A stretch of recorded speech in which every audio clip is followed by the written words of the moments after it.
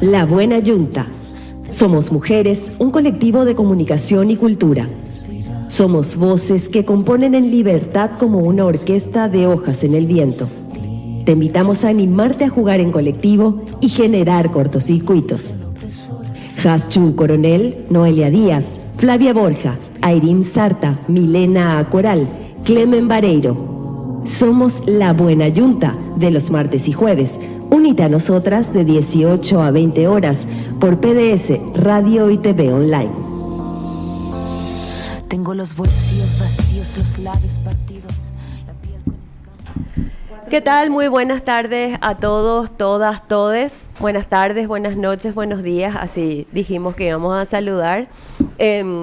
Empezamos otra edición de La Buena Yunta. Para quienes nos están viendo, probablemente se preguntarán por qué tenemos esto, y no es precisamente porque estamos en carnaval y se usan las máscaras y todo, sino porque en realidad queríamos hacer causa común con nuestra invitada, quien realmente en un acto de muchísima valentía nos va a compartir esta tarde una experiencia realmente que le marcó la vida. Entonces, eso, y sumarnos también a su denuncia y a su exigencia de hacer justicia. Buenas tardes, chicas. Buenas tardes. Buenas tardes, buenos días, buenas noches. No dejas Airín, Matthew, ahí, a ellos, a los dos. Hola. A la compañera Mirna, bienvenida. Agradecerte porque estás acá. Te admiramos y valoramos muchísimo. La verdad que es súper importante el testimonio que vas a brindarnos esta tarde. Y bueno, eso. Y además tenemos después otros temas. No está Flavia, que es la que siempre nos ayuda con el clima. Con el clima. Hoy estuvo súper agradable. Igual nos levantamos con 15 grados. Y entonces después de la pausa yo voy a hacer el reporte climático, compañeras. Bueno, claro. ¿Qué? Sale acá, yo quiero compartir pues y sale en voz alta. Ya está. ¿Sachu? ¿Qué tal? Es que estoy así con la máscara, luego ya me está costando un poco todo. Pero, ¿qué tal? ¿Cómo están? El martes pasado estuvo súper bueno el programa. Por cierto, me dijeron. ¿En serio? Sí. Qué gusto. Bueno, ¿y qué les parece entonces si ya empezamos? Vamos a presentarle a Mirna. Mirna, muchísimas gracias por estar acá, por animarte, por venir a compartir con nosotras. Qué bueno que nos duele a todas. Obviamente a vos te va a doler el triple y sé que es algo que ya pasó hace algún tiempo y que venís trabajando justamente en eso para sentirte un poco mejor, y que supongo que eso es lo que habrá sido un poco lo que hizo que te puedas animar efectivamente a venir hoy. Buenas tardes. Buenas tardes. Sí, tenía esa necesidad de sacar todo lo que en el proceso el proceso que pasé, fui acumulando. Bueno, comentarles que Mirna fue víctima de violación por parte de un miembro de la Iglesia Católica y que el caso todavía sigue impune.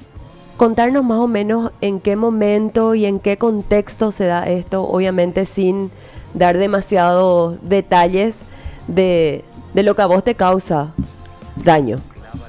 El hecho en sí ocurrió en el 2014, más específicamente en noviembre. Fue mi compañero de facultad. Era estudiante de filosofía. Éramos compañeros en mi facultad. Solamente son seminaristas, no había mujeres, yo era la única mujer. La facultad de filosofía me dijeron que suelen ser así, realmente ahí nomás yo creo que fue así. Teníamos confianza, vamos a decir, porque él pertenecía a la congregación de los Espíritus Santos, espiritanos sería. Mi comunidad, mi barrio tiene la parroquia de ahí, es de esa comunidad, es de esa congregación más que nada. Así que siempre crecí, vamos a decir, ahí. Mis padres le conocían a los padres de él, a los padres de mis compañeros. Había una confianza porque era como parte de la comunidad. Pero vamos a decir que esa confianza sobrepasó en un hecho. Un día, específicamente en 2014, el proceso fue realmente... ¿Cómo explico? Largo. Largo, sí. Solamente admitir el hecho en sí luego me costó muchísimo. Tardé un mes en poder comunicar lo que me había ocurrido. Después, al año siguiente, en marzo, yo lo primero que pensé en ese tiempo fue comunicar a la congregación. Ilusa yo, ¿verdad? En esa época creía que, bueno, vamos a confiar, ellos son religiosos, buscan también de cierta forma la justicia y todo eso. Y lo que conseguí fue que me trajeran a una hermana que supuestamente era psicóloga, que me dijo que me recomendaba que no denunciara, que yo no estaba en una posición para denunciar, que eso a mí me iba nomás a hacer daño, que era mejor nomás centrarme yo en mi proceso espiritual, vamos a decir, y psicológico, recuperarme ahí y después dejar nomás lo de la denuncia. Casi como una amenaza suena, parece. En ese tiempo yo dije, bueno, es como vivía, vamos a decir, drogada porque tenía que estar, porque estaba cerca de él, entonces era como... No, claro, no sentía bien. Hoy en día nomás, como nos contabas, parece... Era fuerte, una amenaza, fue fuerte. Sí. En ese momento yo dije, la congregación, silencio completo. ¿Cuánto tiempo después del hecho fue eso? Eso fue en marzo. El hecho ocurrió en noviembre y en marzo del otro año. El hecho ocurrió en noviembre del 2014 y vos te animaste en marzo del 2015 a denunciar ante la congregación. La congregación, exactamente. Poco tiempo después, obviamente no hubo resultados, entonces busqué otra instancia, la facultad. Yo dije, a mí en ese momento realmente hacer una denuncia en penal no se me cruzaba por la mente porque era fuerte y yo todavía no me sentía tan lista para eso. Entonces yo pensé, yo no quiero dejar mi estudio. Eso fue la primera sensación porque yo sentía que él se iba normal a la facultad y yo sentía que yo tenía que dejar de ir a la facultad por él. ¿Y eso ocurrió, el hecho ocurrió una sola vez o...? Una sola vez fue el hecho. ¿Y él insistió en otras oportunidades o ya no? Ya no. Bueno, y justamente, Mirna, justo ese proceso creo que hay cuando pasan estos casos se invisibiliza una parte, así como todo lo que la víctima tiene que pasar para, bueno, yo te estoy diciendo, ¿verdad? Pero en realidad no, sino que a la audiencia, ¿verdad? Porque es justamente eso lo que vos creo que sentías cuando te iba a la facultad, no sé, muchísima ansiedad, muchísimo verla a esa persona viviendo impunemente y con una hipocresía seguramente. Me daba rabia, pero tenía más miedo que rabia en ese momento. En ese momento era como un sentimiento de que sentía todavía como si el hecho fuera fresco. Era como si la herida estuviera muy abierta todavía y tenía miedo. Al punto que yo tenía solamente... La única mujer en la facultad aparte de mí era la bibliotecaria. En ese tiempo, y cuando yo tenía ataques de pánico, me sentía mal o algo, ella venía, me quitaba de la clase porque yo no podía salir, porque me era duro, porque yo no le podía pedir auxilio a nadie porque todos eran hombres. Yo era la única mujer en mi aula. ¿Y a la primera persona que decidiste contarle era, o sea, no quiero entrar en detalles de quién era y nada de eso, sino que más que me gustaría saber si justamente fue una mujer y otra cosa, o sea, ¿cómo fue la persona que encontraste, el espacio seguro en el cual contar por primera vez esa historia tan íntima? Completo contar. Yo sí mencioné algo a una persona, fue a mi compañero de ese tiempo, David, pero yo en ese tiempo no dimensionaba que era violación lo que ocurrió. Era como él él fue abusivo conmigo. Esa fue mi palabra, así era. No, decir violación era como, o él abusó de mí, no podía de mí. Claro. Ujú. Pero él intuyó que algo más pasó y me recomendó en ese tiempo. Yo a él no le llegué a contar detalles lo que ocurría, pero él intuyó que algo había pasado y me recomendó ir a la psicóloga. Mirna, una consulta. Cuando vos decís, hice la denuncia ante la parroquia, a la congregación, después a la universidad donde asistían ambos, no encontraste respuestas en ninguno de esos dos órganos, digamos, que tendrían que haberte protegido a vos, sobre todo, ¿verdad? O dado algún tipo de solución o de respuesta ante esa denuncia, fuiste a la justicia, ¿ah? La justicia formal, digamos, o sea, fuiste a denunciar el hecho, a hacer una denuncia, y ahí, ¿cuál fue la respuesta del órgano de justicia ante esta denuncia? Cuando yo me fui primeramente a denunciar, fue un proceso realmente largo. Yo denuncié en el 2015 también, pero en agosto presenté la denuncia. Encontrar también abogado me fue difícil por el tema de que nadie quería llevar mi caso, nadie quería llevar un caso penal. Todos me recomendaban llevar por daño moral nada más y pedir una suma, pero yo quería llevar caso penal. Por eso fue que me fue más complicado encontrar, vamos a decir, un abogado. Cuando encontré y presenté, una vez testifiqué en el 2015, después directamente, después de un año, me volvieron a llamar. Fueron para mi segunda testimonial, recién después de un año me volvieron a llamar para hacer ir con la psicóloga forense. Después, en ese año, me llegaron a llamar otra vez como 2-3 veces más para testificar. Muchas veces yo me fui en ese proceso a testificar. ¿Y quién te tomaba esas testificales, digamos, que era con el acompañamiento de alguna psicóloga, que bueno, o...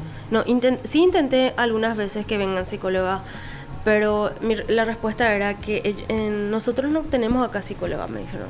Si vos querés traer o si vos no te sentís bien en este espacio, puedes ir nomás.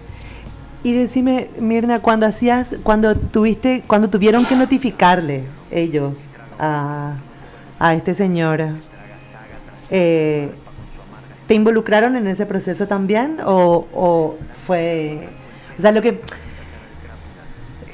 que me pregunto es, el actuar de la justicia paraguaya ante una denuncia de violación de una mujer paraguaya, ¿fue agilizar el proceso o te encontraste vos con mayores trabas que te llevaban a repensarte si es que seguías con la denuncia o continuar? Y por otro lado, también te pregunto, aprovecho ya, ¿hoy cómo está? O sea, ¿sigue el caso o se terminó o hoy es a 5 años? Porque estás diciendo que en el 2015, estamos en el 2020, son casi 5 años, en agosto, ¿verdad? Van a ser 5 años. Y ¿seguimos con el caso? O, por eso pregunto lo de la justicia, digamos, si es que es ágil, te ayuda, te facilita, te da elementos o... Seguimos con el caso, pero hubo un cambio de fiscal justamente porque el año pasado hice una denuncia de negligencia, el año antepasado, perdón, 2018 hice una denuncia de negligencia contra la fiscala de ese tiempo. ¿Por qué? Porque en ese tiempo las citaciones me daban a mí para entregar.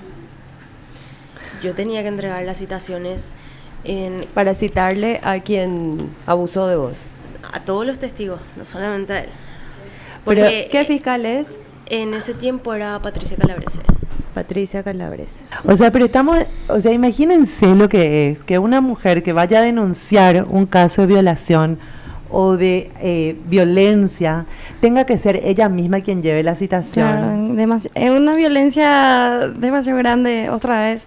Encima no solamente, primero eso, al abusador, y después, o sea, exponerse otra vez a todos los testigos uno a uno, ir a decir...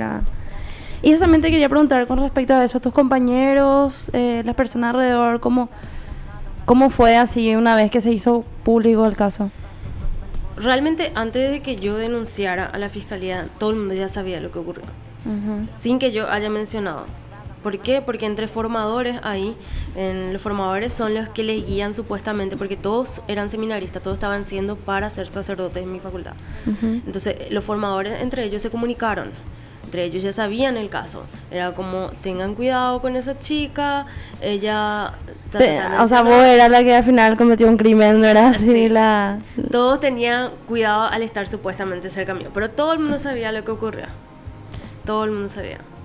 Ya. Yo, para ordenar nomás un poco algo y demostrar que efectivamente esta justicia es una mierda.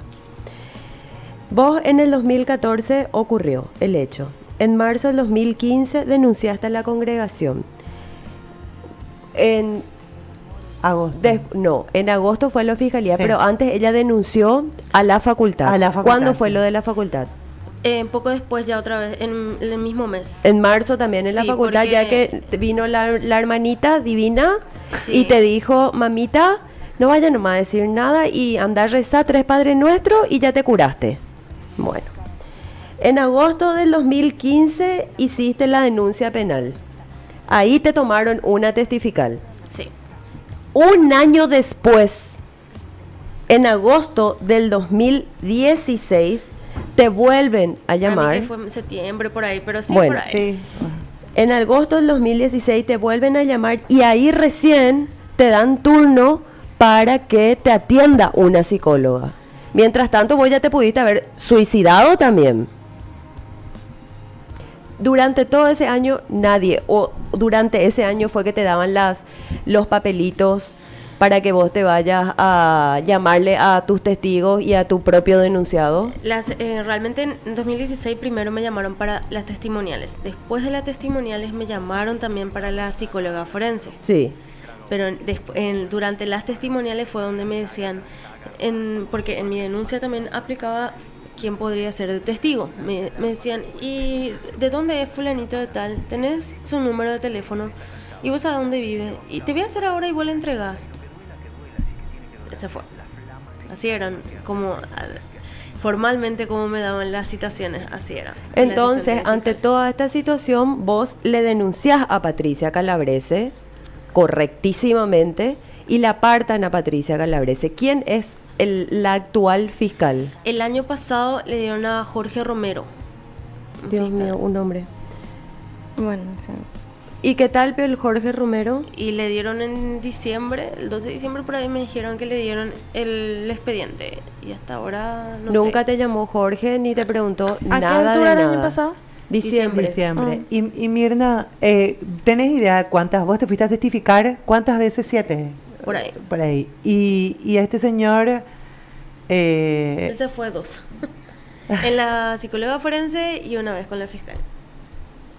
O sea, a él 2 veces. Y también hace rato cuando hablábamos, antes de empezar el programa, Mirna, vos nos comentaste sobre 2 situaciones que me gustaría que relates otra vez. Una que tiene que ver con cómo la importancia de que reconozcamos y exijamos que el Estado sea laico.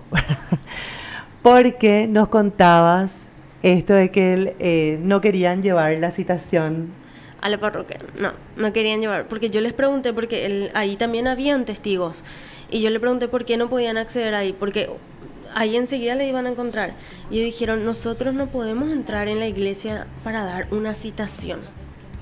Le encajaron. O sea, imaginemos, o sea, que ahí a mí me parece así como súper importante poder pensar en que no es un antojo nomás de algún sector de la sociedad el exigir que el Estado sea laico y que la iglesia y el Estado asuntos separados, ¿verdad? No es un antojo, no es una cuestión así, una ocurrencia loca y zarpada nomás, sino que tiene que ver con una cuestión de que son 2 temas completamente distintos y que no se pueden estar cubriendo siempre casos perpetrados por miembros de la iglesia. O sea, ahí tenemos el caso de muchísimas mujeres abusadas por gente de la iglesia. Tenemos el caso de Belén Witis, lo que hablábamos también con la mamá de ella hace unas semanas. O sea, digo nomás. El de Alexa. así. Alexa. El de Alexa también. O sea, no es una locura esto. Un lugar, o sea, no poder llevar la citación a un lugar porque el lugar es santo y resulta que en ese lugar santo están violadores y abusadores. Y además en ese lugar santo le están encubriendo realmente a la persona que le causó un daño indescriptible a Miriam, porque esa es la verdad. Claro. Me parece que el daño que una persona víctima de un abuso sexual sabe solamente ella. O sea, nosotras acá nos podemos poner súper sororas y abrazarle y todo, pero jamás vamos a sentir en realidad todo lo que ella pasó. Y esas personas de su congregación, ¿alguna vez, Pico, le sancionaron, aunque sea? ¿Vos supiste algo de eso? ¿O él después de seminarista ahora es para ir y da la misa? Sé que le prohibieron acercarse a mi mamá. Esa fue la sanción, gran sanción que le dieron. Después le mandaron a Brasil para Para que nadie sepa su historia. en parte, pero dijeron, la carta oficial fue que para que estudie teología, porque ella estudia teología un tiempo, y entonces le mandaron ahí para estudiar teología. Por eso también la fiscalía supuestamente no le podía encontrar. Claro, pero, o sea, lo normal es que la fiscalía tiene una de estas denuncias, rápidamente actúa esta persona, si es que tenés todos los elementos, le imputás, pedís una prisión para que no salga del país, sino es una prisión preventiva, como le dicen, por lo menos una domiciliaria, y dentro de eso está evidentemente la prohibición de salir del país. Totalmente. Yo quiero saber nomás si es que a esa fiscala tiene una hija, una hermana, una tía, y si iba a actuar así tan negligentemente si se trataba de esas personas. Sí, pero vos sabés que no es otra vez, yo me pongo a pensar en eso y digo, más allá de que tengan, o sea, claro que es una forma súper clave, digamos, para identificar lo que sufren las mujeres, pero más allá de tener una hermana, una hija, una madre, una abuela, una tía, es así, no hay derecho a hacerle esto a ninguna mujer y a ningún hombre, ¿verdad? persona. O sea, no puede ser que sigamos encubriendo y que sigamos estando sometidas a estos poderes que en realidad lo que hacen es imposibilitar cualquier proceso y cualquier ejercicio de derecho de las personas, ¿verdad? O sea, estamos hablando, porque siempre también dicen, no, pasa que no denuncian, ¿verdad? En este caso tenemos un caso bien concreto que es el de Mirna, que denunció. En todas En las todas instancias. las instancias, o sea, denunció a la parroquia, denunció a la universidad, denunció En la fiscalía. en la fiscalía, denunció, le sigue, ella se va a hacerle seguimiento dónde está su expediente, ¿verdad? Le llevó la notificación a este señor, a los testigos, o sea, estamos hablando de una mujer que está llevando así ella misma todo su caso para poder obtener alguna respuesta y está 5 años sin tener ningún tipo de respuesta, y al contrario, porque también nos contaba Mirna que hasta en su trabajo le perjudicó, ¿verdad? Sí, porque donde yo trabajaba en ese tiempo, en la escuela donde yo trabajaba, era parte, tenía como es subvencionada, es parte de la parroquia. Es decir, que venía constantemente el párroco a decirme para ver si yo podía quitar la denuncia, porque él era un buen chico, tenía buenas notas, era la perfección, que él tenía un buen futuro y que yo podía dejar de lado y continuar con mi vida. Así fueran las palabras que él tenía, que me decían constantemente. Incluso me llegaron a preguntar si quería alguna compensación económica por el hecho. Y Otra cuestión, perdón, Ja, otra Sí. cuestión que me parece súper importante. Él presentó una carta de perdón en la fiscalía, o sea que asumió, es un autor confeso. Sí. O sea, en la carta me llegó una copia a mí y una copia a la fiscalía, de las cuales yo no sabía que llegó a la fiscalía, hasta que la fiscalía me llamó para hacer mi ampliatoria y ahí me dijo, con esta ampliatoria podemos cerrar el caso. Me dijo, él presentó la denuncia, o sea, presentó la carta de disculpas, con eso vos podés continuar con tu vida, podemos cerrar. desde la fiscalía te dijeron eso. Sí, la asistente de fiscal me dijo. ¿Quién O es sea, que esa? vos necesitabas una disculpa así nomás. ¿Cómo se llama Para esa hacer- asistente fiscal? No sé si era Paola o Pamela. No, esa parte ya no me recuerdo. pero Claro. No, yo para podemos ir a escracharle hacer para siempre seguimiento, nomás. sí. Pero en ese tiempo eso también estuvo en mi denuncia a la fiscala. En ese tiempo la asistente de fiscal todavía ni siquiera era abogada. Y ella era la que llevaba mi caso. Yo a la fiscala Patricia solamente le vi una vez. Pero no fue para tomarme mi testimonial ni nada. Le vi nomás una vez que entró porque yo no estaba pudiendo dar mi testimonial. Era uno de esos días en el que yo no me sentía bien. Porque ya era como la 5ª o 6ª vez que estaba relatando todo el hecho otra vez. Y ya no me sentía bien. Y yo pedí para dejar de relatar si ya tantas veces ya relaté. Porque ya tenían escrito muchas veces ya. Pedí para dejar eso y me dijeron, yo le dije, por mi caso se puede ir a juicio, yo le dije en ese momento, con lo que tiene, presentó la carta de disculpas, todo, ¿por qué no me dejan ya de hacer la testimonial y vemos otro proceso para avanzar? Me dijeron que él es una persona que hasta en su test, vamos a decir, psicológico que le hizo la psicóloga forense, salió muy bien, mientras que yo estaba inestable, no podía relatar bien. No estoy muy bien como él. O sea, que no soy una buena testigo. Ahí es donde se comprueba, sí, ahí es un hijo sano del patriarcado, sí, ¿verdad? Sí. O sea, es tan terrible esto, porque pienso mucho, creo que ya hablamos de esto en algunos de los programas, pero pienso mucho en esto que dice Rita Segato, ¿verdad? Que dice, es un castigo, o sea, este tipo de abusos, de violencias, es un castigo a las mujeres por decidir ser libres, por moverse, no sé, pienso en lo simbólico que es que ella haya sido la única alumna de ese lugar.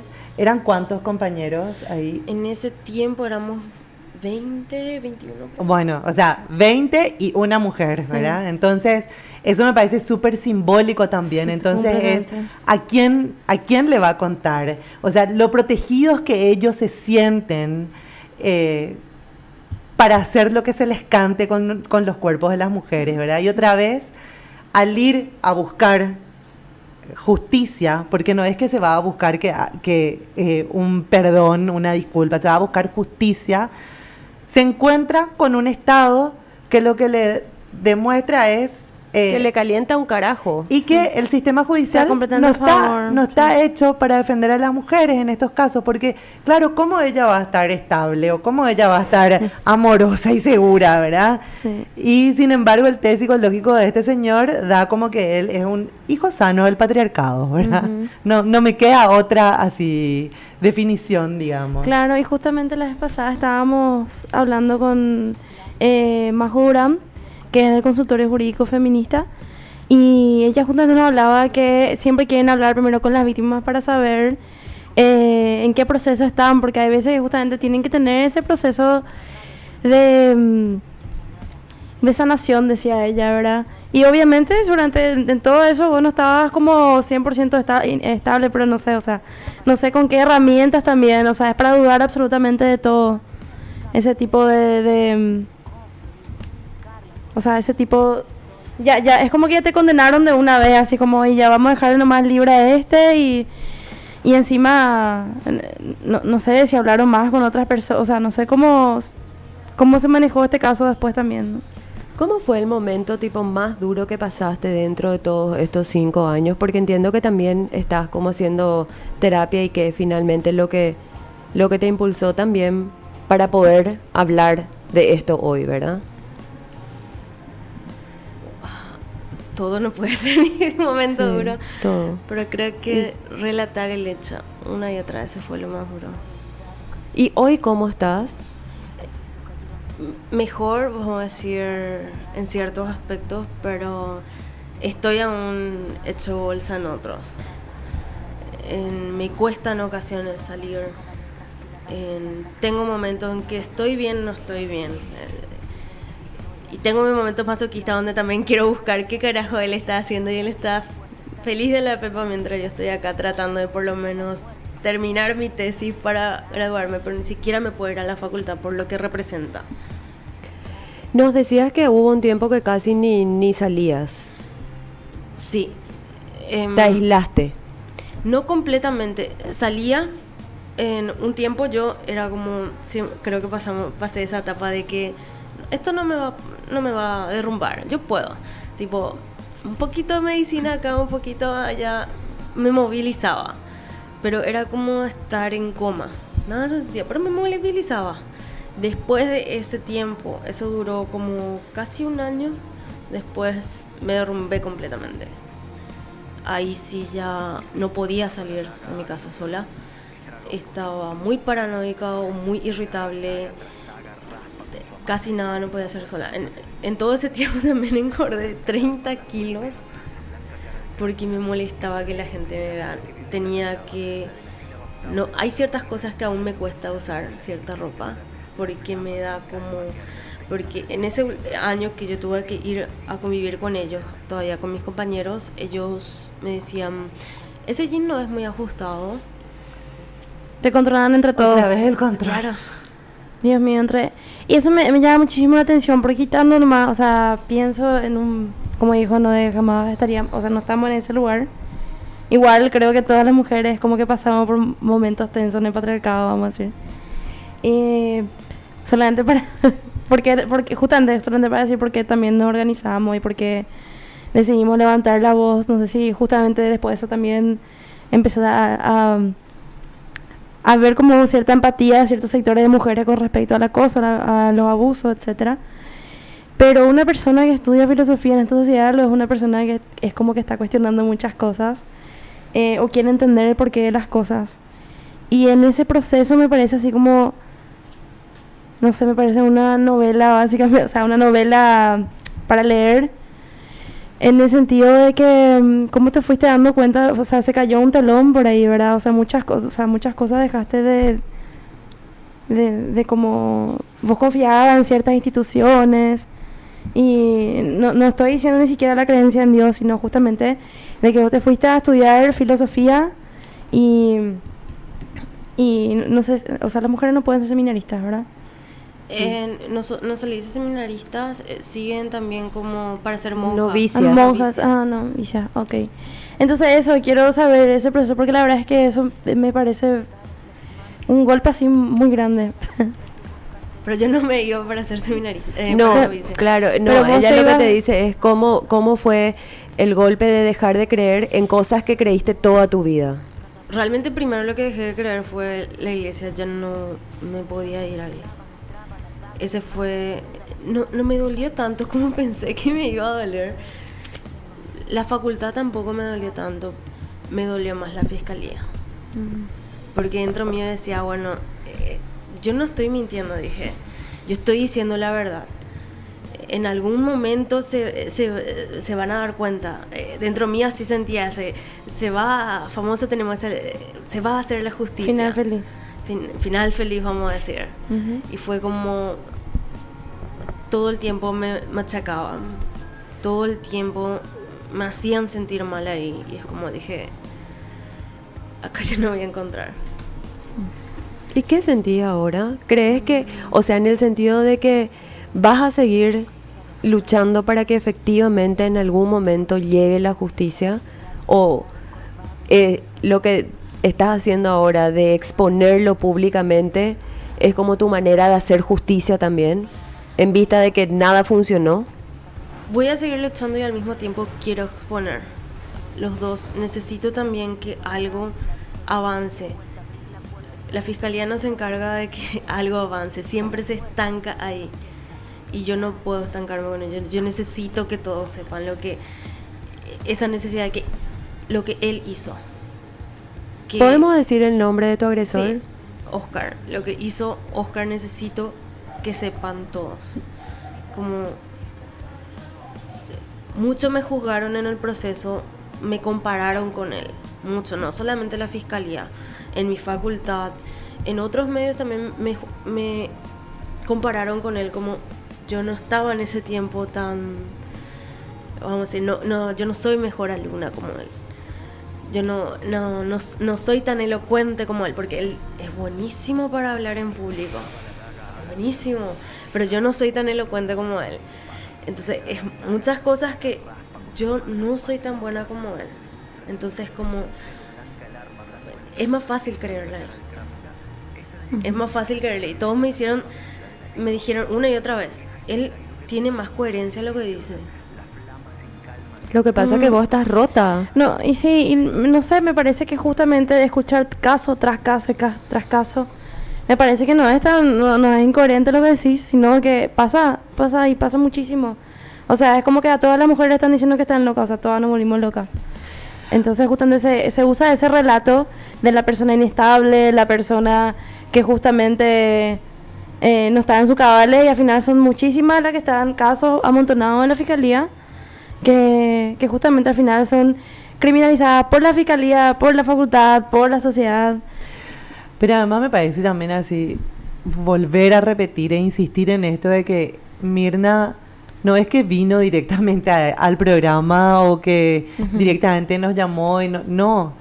Ella, ese relato que hace no es ahí, ¿verdad? O sea, en el 2014 fue el hecho, en marzo del 2015 hace la denuncia a la parroquia, en marzo hace la denuncia a la universidad, en agosto hace la denuncia ante la fiscalía. O sea, estamos hablando de una persona que buscó justicia y que fue triple, doble, cuádruple revictimizada. Claro, ¿con qué se encuentra? Se encuentra con que ella tiene que llevar las notificaciones, con que a ella le hacen testificar 7 veces. Y esto me hace pensar, cuando nosotras estábamos con el tema del 25 de noviembre del 2017, ahí no sé si esas estadísticas siguen igual, pero recuerdo que las estadísticas decían que el 40%, o sea, estamos hablando de casi la mitad de las mujeres que fueron víctimas de feminicidio, ya habían hicieron la denuncia en las comisarías de sus barrios. ¿Y qué pasó? Terminaron muertas. ¿Por qué? Porque no hubo asesinadas. ¿Qué pasó? Terminaron asesinadas. ¿Por qué? Porque no tuvieron respuesta a un sistema judicial que en realidad lo que tienen que hacer es protegerlas y dar respuesta. Porque claro, no hay presupuesto para personales que lleven la notificación. No, entonces, ¿qué hacen? Le exponen una y otra y otra y otra vez a las víctimas que denuncian. Entonces, obvio que una puede llegar a perder la coherencia si te volvés, te frustras, te enoja, te rabia. Te violentan. Te violentan cuando vos te vas a buscar justicia y lo que encontrás es impedimento, que una por cansancio muchas veces termina saliendo, ¿verdad? O sea, terminás desertando de ese pedido. No solamente eso, la fiscalía en sí también, las preguntas que te hacen en ese momento son, la pregunta más dura que me hicieron fue, ¿cuánto tiempo duró exactamente el hecho? Y yo era, espera, que no tenía un reloj conmigo.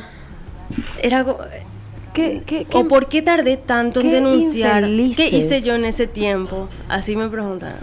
Era como, estaba en tratamiento. Estaba tratando de asimilar lo que pasó. Era muy, ¿por qué también no guardé la evidencia? ¿Por qué me bañé? Todas esas preguntas me hacían y era como, cada vez era más específico. Cada testimonial tenía una pregunta nueva para colorearme. Bueno, vamos al corte. Vamos al corte porque nos quedamos muy chocadas y queremos seguir hablando del caso a la vuelta, pero demasiado chocadas estamos con esa pregunta específica, creo, ahora sí. ¿Nos vamos al corte? Sí, vamos un ratito y volvemos enseguida.